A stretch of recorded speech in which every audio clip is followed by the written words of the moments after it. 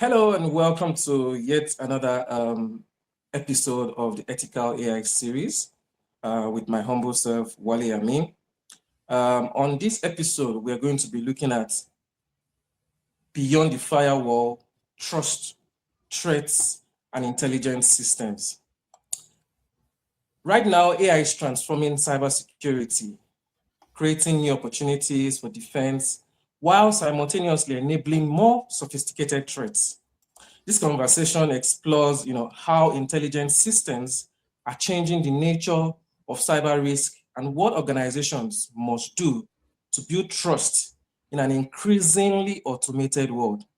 With me, I have Chijioke Okoye, a cybersecurity expert and a WC security mentor. Hi, Chijioke. Nice having you on this episode of the Discourse Series. Thank you very much, Wale. Thank you. All right, so we'll just jump right into it and let's see how much we can break down on the issue of cybersecurity and threats as the AI developments continue. So my first question: has artificial intelligence fundamentally changed the scope of cybersecurity? Yes and no, right? I say that because historically we've always used an aspect of artificial intelligence, which is machine learning, basically for a lot of the things we do in the cybersecurity world, especially with things like threat hunting, threat intelligence, and defense and response as well, right? Where basically, basically one of the aspects of security is log inspection, right? Where it looks at logs to tell if there are anomalous activities, right? So basically, you can have someone going through all those logs if it's a big organization that has about, say, 1,000 plus servers, right? You can have someone going through all those logs. So historically, we've always relied on things like machine learning, basically to say, oh, this is an anomalous activity, and hence I'm going to flag this as something, right? So that's one of the areas where we've always relied on things like machine learning. Right, but the reason why, so yes, historically it's always been there, but on the other aspect where artificial intelligence is now sort of, I don't want to use the word creating problems, but in a sense, it comes with its own challenges as every other technological advancement or implementation. And one of those things, it now makes it a little bit easier for people who have no prior knowledge or education of how to create malicious content or malicious attacks and all that, now sort of rely on things like deepfakes, for instance, right? You can easily take a picture and paste it in AI and be like, I want you to redraw this picture for me or recreate this picture for me and things like that. So that's sort of where we see the use of artificial intelligence in where it causes challenges for us as security experts. All right. So let's look at the offensive. How has artificial intelligence? What role is artificial intelligence playing in from the angle of offensive? Now, not looking at the defense side of it, but the offensive. What are the developments we are seeing in that aspect? So in the offensive side of things, right? So I would assume by offensive you mean from malicious people or from ourselves, because from ourselves, as it were, from the organization's point of view, playing ahead. Yeah. Okay, so I would say in that aspect, one of the areas where where we continue to use artificial intelligence is with respect to let me say threat hunting, right? Threat intelligence, right? Where I've mentioned where you're now not relying per se, but AI does a bit of the work where it can look at something to say, oh, this is probably AI generated, right? Mm-hmm. Or this looks like a malicious content or malicious activity, basically, right? AI has helped there or is helping with respect to that. I think another place where it does is I'd say probably for the analysis side of things, right? Where we're now saying, okay, instead of an analyst to take something, maybe it could be anything, it could be a log or an email or a phishing scam or anything at all.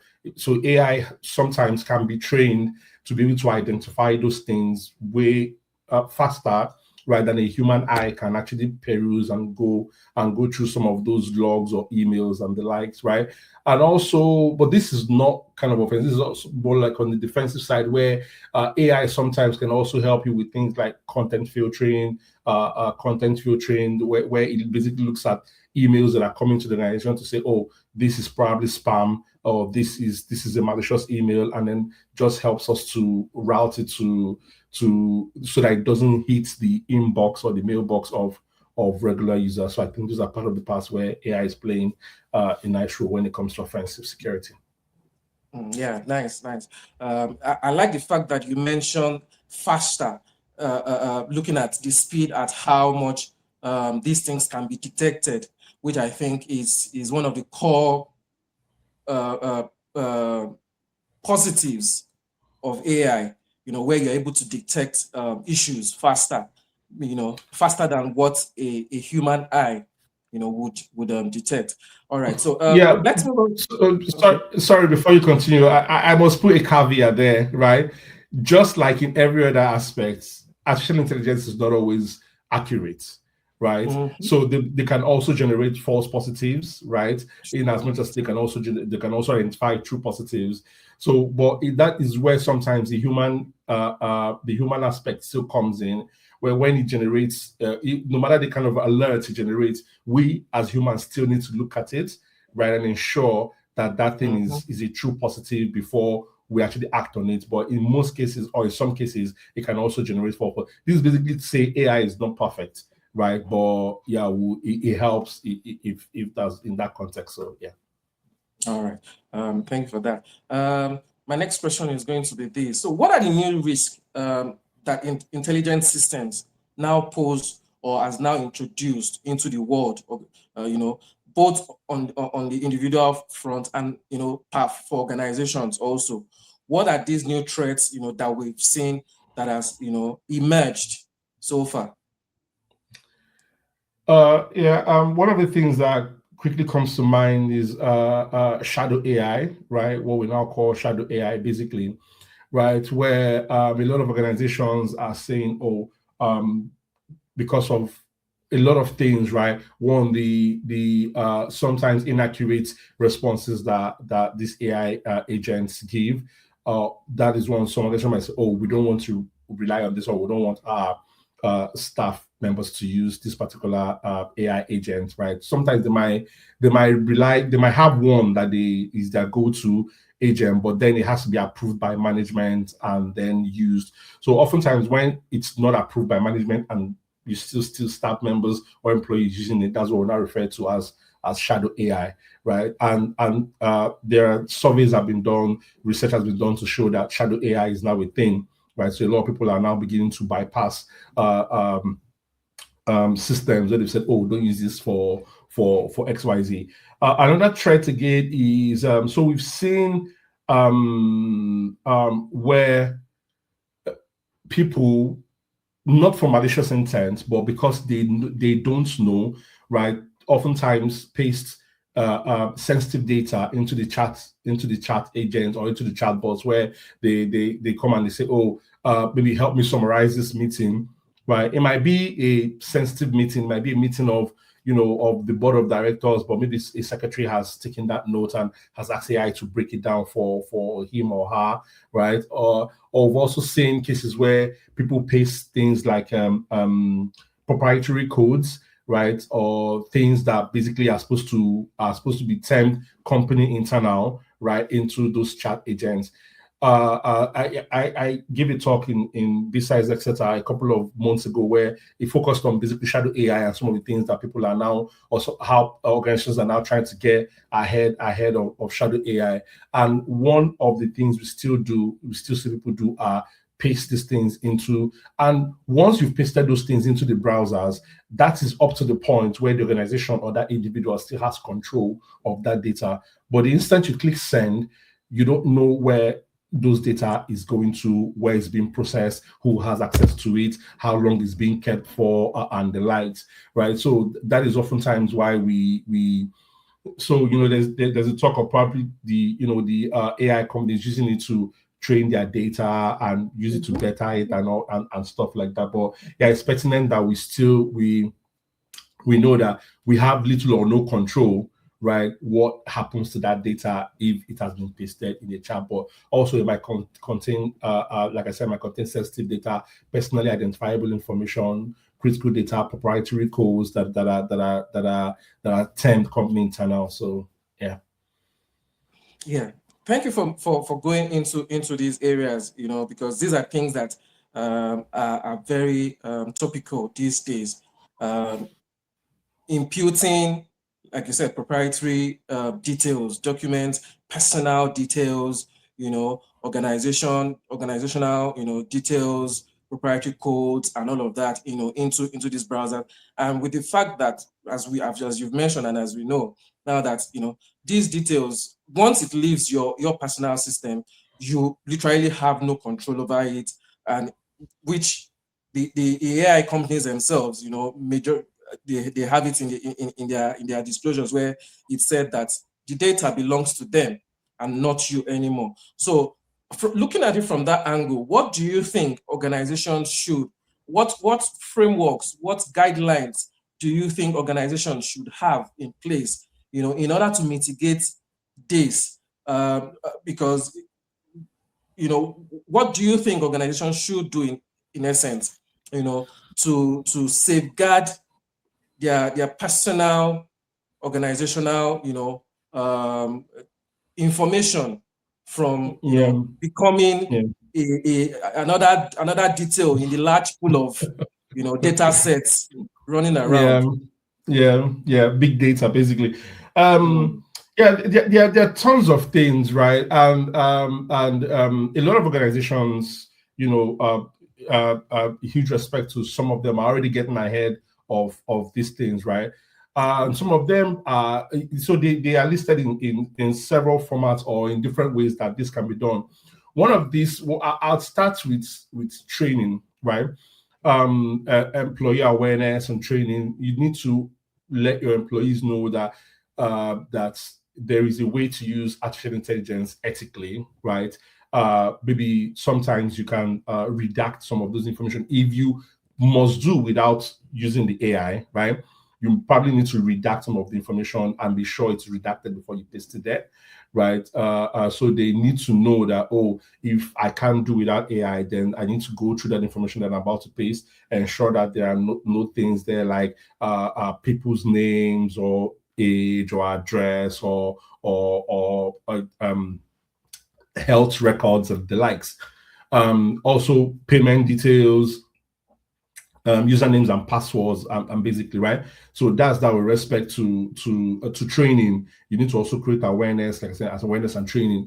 Then the other one again is data loss prevention, right? So where you've implemented data loss prevention in the sense that even if these people were to paste, so just take for instance some of the things I've mentioned in this list, right? There's a way you can implement DLP so that when they paste this kind of information into the web browsers, the DLP would block that stuff from being pasted into the browsers, right? So that's another way where that's another way that that these can be curbed. Then I think another one would be those are the two that come to the top of my head currently: DLP basically and awareness and training, right? All right. Thank you for that. I want to defer a little before I ask the next questions. I want to ask this: do you think it's ethical for AI companies to make use of users' data. How ethical is this practice in your own view? And should there be overall now, should there be regulatory forums that probably stop this? So no, I don't think AI firms should use people's data. And it's one of the good things where, for instance, right in Europe, where we have things like the General Data Protection Regulation and the UK Data Protection Act of 2018, where if you have my data, I have certain rights, right, as data owner to be able to say, oh, I want this data deleted, I want the right to erasure, and some of those things. So those are some of the things where that those kind of regulations provide us, and all that. But in some instances, we've seen maybe where this data goes into the big data and is used to train some of these models. There's always been the call to, these things were most of these models were trained using freely available data. So in essence, the platform should be free to people to use as well. There is a whole lot of how would I put it? Yeah, I don't actually want to call it issues, because the truth is that sometimes some of these companies, I don't want to mention names, also have infrastructure that they need to maintain, right, where people can easily, but it can go to infrastructure basically that runs some of those models and the likes. If not, we'll probably be returning back to the days of the simple search, where you say, what is this, and it gives you, it's not breaking it down in the way conversational AI models are doing it basically. So I'm not sure if I've answered your question. With respect to the first one, I don't think they should be using people's data, right? Or if at all they do, there should be some form of, I'd say maybe reparations to those people whose work have been used in that sense. I think that was the first question. I can't remember what the second question was. I know there was a follow-up question to that. Yeah, I was talking about frameworks, regulatory frameworks. Looking at it from the government side now, because again, that is the job, for government as it were, to ensure that while these innovations are increasingly, fast-paced, that there is ample regulation to check these practices, such that data is well gathered. Yeah. So yes, currently there are two. I know of a standard basically, which is what's it called now? ISO 42001. Yeah, there is also the European Act anyway. That to a large extent answers this. But again, what we have right now is that they are basically just majorly two overriding regulatory frameworks, one coming from the European Union and, the US, which doesn't really even spells out in one major document anyway, these practices. So that's where, that question is, such that it becomes a global practice. Right now, what you have are fragmented, frameworks, which is not yet binding, across the globe. So that's where, we're trying to look at. Yeah, the truth is, so I smile because AI. I remember when AI became a thing a couple of years ago. I was always I'd always been on the ethical use of AI side of things and all that, right? But it's here to stay, right? The only thing we can do is just like what you mentioned, using regulations to ensure that it's I don't want to say that it's used properly, but some of these providers actually have frameworks and regulations and standards that they adhere to, right? Because else it's going to basically go to be open season, right? Everybody is wanting to grab a piece of the pie, do what they possibly can to get ahead of competition and all those things. So yeah, in that sense, yes, also some of the when we talk about basically about standards, basically it's not a regulation in a sense, right? So it's just sort of like a framework that says, oh, you do this, but it's not, like you rightly said, it's not binding on anyone, right? So but government needs to step in. Majorly governments is to step in to say, okay, this is what we're implementing, this is how we want to implement it, and this is, just so that everyone who has anything to do with AI is adhering to that regulation, and also ensuring that they do everything they possibly can to keep people safe, keep data safe, and things like that. So, yeah. All right. So we'll quickly jump back to the focus of our discussions today, which is organizational, securing threats, playing by threats. So my next question is going to be this: do you think, in your opinion, are organizations really adequately prepared, for AI-enabled threats in today's world?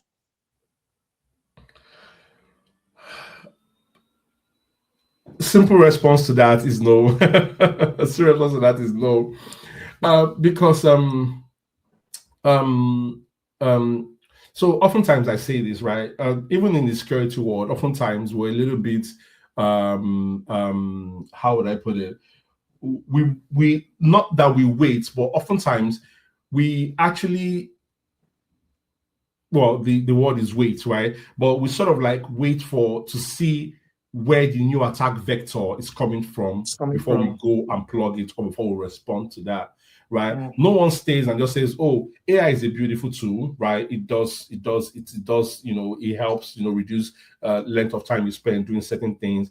But then you wouldn't think that people would also use it for malicious activities, right? mm, But then until you begin to see where people are now beginning to use it for malicious activities, now when you want to say, okay, let's plug this, let's block that, and things like that. So there, we're still going to see a lot of this AI powered. We've seen a lot of them already, and we're doing everything we possibly can to get ahead of it, right? But we'll continue to see a whole lot, right? And this is aside from the data and information that we take to these AI platforms, right? So, but yeah, looking at it from the attack side of things, we're still going to continue to see a lot, especially as AI get better. Right now, we see videos and pictures that you begin to wonder, oh, is this AI? Is this real? Right. So when it's difficult to tell the difference between artificial intelligence and real people speaking or doing things, that's when it becomes a whole lot more, a lot more serious. It is serious currently, but we're also seeing things like deep fakes, right? Where people are now using AI to generate videos, respond to emails, attend meetings, and things like that, right? So those are some of the places where artificial intelligence is going to play a role for, especially for security experts such as ourselves. all right. Thank you for that. My next question: should we be worried about autonomous cyber attacks as individuals, as organizations? Should we be worried? Yes, we should be worried, right? So I say this so that we can be a little bit more proactive, right? Mhm. Like I mentioned earlier, we probably, with respect to AI, no one knows what to expect. With respect to some other type of threats or vulnerabilities, a lot of them we already know. We're getting ahead of it, and we're trying to see what we can do to possibly be a lot more cyber resilient. But we, like I said, with AI, no one knows to expect. New models come out every day, new attack vectors come out every day, new things pop up every day. So I'm I sure that with time, when it comes to the autonomous nature of AI, might be able to pick up certain things and run with it. Good things that in the security world, we still are not trusting the 100%, right? So we still go back to say, oh, this is what AI has done. We need to verify it. Is it valid? Is it not valid? Like I said, mentioned earlier, is it a false positive or a true positive? And things like that. So when you still have a human element at the back, verifying some of the things that AI has done, which is a good thing, it means that we can't trust it 100%, right? But to the autonomous nature of artificial intelligence models, I'd say no, we shouldn't be trusting that at all. All right. It sort of creates well, I say, grim situation. Looking at everything. The fact that nothing really stays the same for too long. Before you say Jack, the next model is out. Before you say Jack, the next company is also racing to develop, to outpace the next one, and everything just keeps changing. And so keeping track, like you said, becomes an issue. But I think the beautiful thing about it again is the fact that, yeah, as it comes out also, we are able to marshal out angles to, address, whatever pops up. I remember just about a week now, the Fable 5 release, where it was said to have been their bridge version, with enough security guardrails, from Mythos. But what did we have? An issue where there was also a jailbreak of that already, and that's just how many days while it was announced. So I think it gives us like how the grimness of the situation, that nothing is impossible anymore, especially in terms of AI. So my next question is going to be this. How do ethical AI, how do ethics and cybersecurity, what is the intersection with these ethics and cybersecurity? How do they, what's the intersection between these two, as it were? I know, cybersecurity on its own is already a means to address, threats and all of that. And then ethics also on its own side is also looking at, what should you do, what should you not do, what frameworks, what parameters should you put in place as a provider, and all of those things. So I think there is a little bit of similarity and connectivity in there. So how would you say, what would you say is the intersection of ethics, and cybersecurity?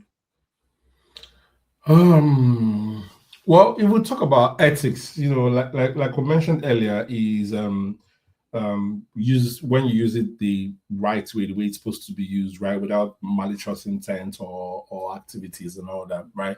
And cybersecurity is already addressing some of those things, because one of the huge one of the area where cybersecurity plays very well is when it comes to training and awareness, right? So if I were, say there were 100 people in a room, right, and I was to train, even if it's one person on cybersecurity, what to look out for, what to do when you see certain things and all that, that is one less person who's likely going to be a vector for an attack, right? So I'm saying this because so when it comes to ethics, is now to know, oh, okay, we have this in place, this is a way to use it ethically, right? So one of the ways to do that is, like I mentioned earlier, is training and awareness, right? You need to train your people on, you need to train your people like, okay, we have this tool. Despite the fact that we have this, but you still need to be aware, you need to be careful of the kind of data you feed it, right? That is one of the way where so that's sort of like the way ethics comes into we know works with cybersecurity. Another way is so there are tons of I'm looking for the right word to use, but these tools that develop apps, they tell you, oh, just think about the app and then the app comes to life and things like that, right? But now we're not looking at certain things like the secure aspect of it.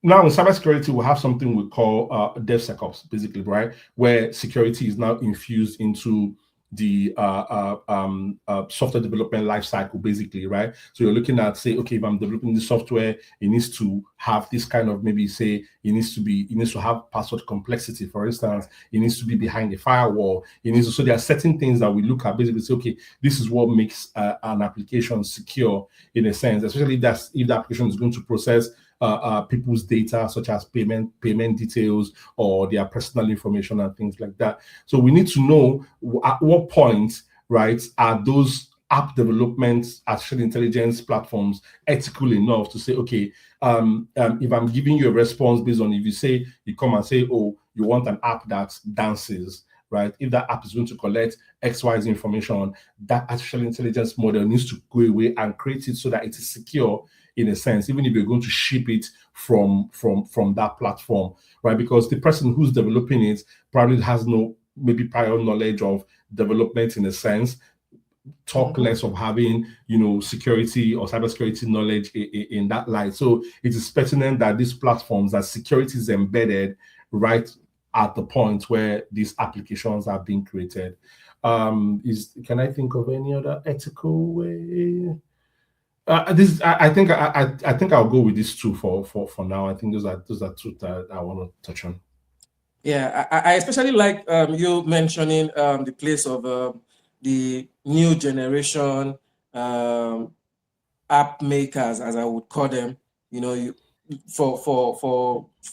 being careful, I would not want to mention names as it were, but you have tons of them right now, and people are yes, on one hand, the beautiful thing is it democratizes the place of web development and app development as it were.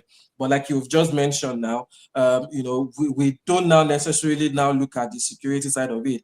In fact, many of the people who are now using it are not even trained, even in the most basic web development process. So cyber security is probably like not even on their list, as it were. It's not even on the list. So it makes it very, very pertinent. And another thing is the fact that these apps, some of them get shipped. Even though I heard that, I think Google Play just took some steps to stop apps that are being developed by these platforms from being published on the Play Store. So, which is a good angle to this. But then again, do you think that that is the right way to go? In fact, in that regard, is it to just put the big foot down and say, hey, don't publish? Or like you said, you just mentioned, having the right security guardrails, infused into, probably the platform. Do you see that as being a better alternative as against stopping the publishing of these apps? So this question can be looked at so many different levels, right? First of all, in security, there's a concept to call defense in depth, right? Basically, onion security, where security doesn't just exist at one place. There are several security. So even if I have this one, I might have the physical security, the logical security, the and things like that. So yeah, so what they've done in the sense of saying, oh, if this app was AI generated, we don't want to publish it, right? It's a good thing. So even if that person was to have taken their time to ensure that the app was secure, right? Also going away and doing due diligence, right? In terms of before an app is shipped, was it pen tested, right? Who tested the application to ensure that security measures are adequate, before that app is deployed to the Play Store? I'm sure these are probably some of the things you need to take a look at. And while you're doing that, you would then find out that that app is now also being developed to a level, right, or a state that is secure enough, right, for the app to get deployed to the app stores and all that, right? Then the other aspect as well is the aspect of, we also need to take into consideration the fact that, of course, this is going to probably maybe hot developers in a sense, right? Because where people will naturally go to developers to say, oh, I have this idea, and then developers will get paid to do it. Right now, like you rightly said, it democratizes, that whole process. I don't have to go to an app developer or a website developer if I can just do it on some of those platforms, right? So, yeah, I think those are the two bits where those sort of guardrails or requirements before an app is published into an app store actually comes in really handy. All right, yeah, thank you for that. As we round up, I'm going to veer off a little here now. There is this talk of AI taking jobs and AI taking jobs.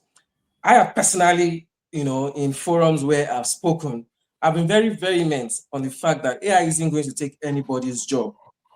albeit AI is going to take the job of anyone who is unwilling to upskill, to get to a point where he now learns a new skill that is in demand. So, not to take away, not to take the cat out of the bag, what is your thought on, is AI going to steal jobs, or is AI already stealing jobs? Let's hear your view. um, wow, I didn't expect that question. But so it's in two ways, right? Um, uh, I don't want to deflect, right? But a couple of years ago, right, there was the industrial revolution where a lot of things there becoming computerized, right? What that did in effect, right, was now instead of going to the secretary to say, oh, use your typewriter to type this, I'm now going to the word processor. So, oh, please type this on Word because I know I can easily edit it, print it, and things like that, right? As against probably someone doing it might be way faster for reviews and the likes, right? So at that point, we encourage people who had this typing skills using the typewriter to learn things like Microsoft, the MS Word, the Word. I think then it was Word Perfect and some of those other tools, right? Mm-hmm. In the same vein, I'm going to say that same thing here, right? So, yeah, AI helps. It makes a lot of things faster, right? You probably don't need to go to anybody anywhere to say, "Oh, this is what I want," right, and all that. But it becomes now pertinent for those people to now say, "Oh, how can I infuse what I'm doing, right, into probably maybe using sort of like this AI to So, make yeah. myself more effective." Right? Mm-hmm. I'll give you an instance. So if I was a stubborn software developer, I'll be like, oh, I don't want to use AI, right? And I want to build a mobile app for someone. It's probably going to take me weeks to do that, right? Whereas if I've already known, maybe I've gone to learn prompting, for instance, right? And I know how to tell AI, oh, this is the app I'm looking for. This is exactly what I'm looking for. Now, using my knowledge of app development, right? When the AI generates whatever it's going to generate, I can still look at it and then try and make it mine, right? So Mm-hmm. it's that stuff where you're still doing the same thing, but now you're using AI Yeah, to sort of better. improve the processes and stuff like that. So in that sense, yes. So for every other person who thinks, oh, maybe AI is going to take their jobs, that's what I'll say, try and get ahead of the curve. People will still eventually, right? Sometimes you see people say, oh, people come to us and be like, oh, this is what I want to do. This is what AI has told me.